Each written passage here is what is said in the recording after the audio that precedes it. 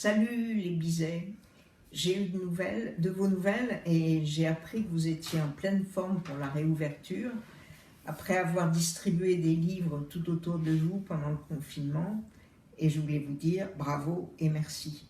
Merci parce que nous avons vraiment besoin des libraires. Vous êtes indispensables parce que c'est avec vous et autour de vous que les lecteurs et les auteurs peuvent dialoguer en vrai. Et c'est un dialogue dont nous avons tous besoin pour mieux lire et pour mieux écrire. J'ai vécu plusieurs fois ces échanges avec vous et autour de vos initiatives. Je me souviens d'un en particulier parce qu'il m'a vraiment marqué.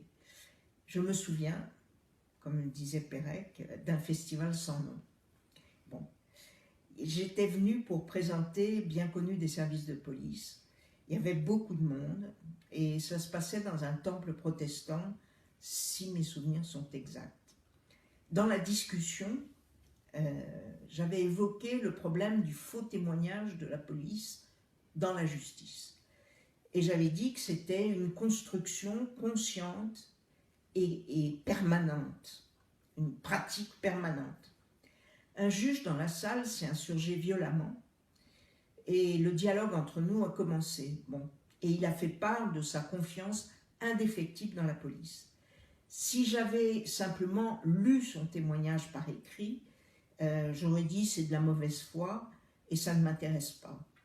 Mais je l'ai écouté, je l'ai vu, j'ai entendu sa voix, j'ai entendu ses inflexions, ses erreurs, ses reprises, j'ai vu ses gestes, ses attitudes, et j'ai ressenti une situation beaucoup plus complexe que son discours. J'ai pensé que la mauvaise foi dont il faisait preuve était en fait une stratégie de survie. Et le juge surplombant que j'imaginais est devenu un homme menacé dans un métier fragile et donc pour moi un personnage vraiment intéressant. Alors j'ai eu envie de creuser le personnage, j'ai eu envie de les comprendre, j'ai eu envie de les mettre dans mes romans. Je me suis mise au travail, j'ai travaillé pendant pas mal de temps et finalement il y a des juges dans mon nouveau roman Marseille 73 avec des rapports compliqués avec les policiers qui les entourent. La librairie Bizet a vraiment joué son rôle et c'est riche, une librairie. Merci.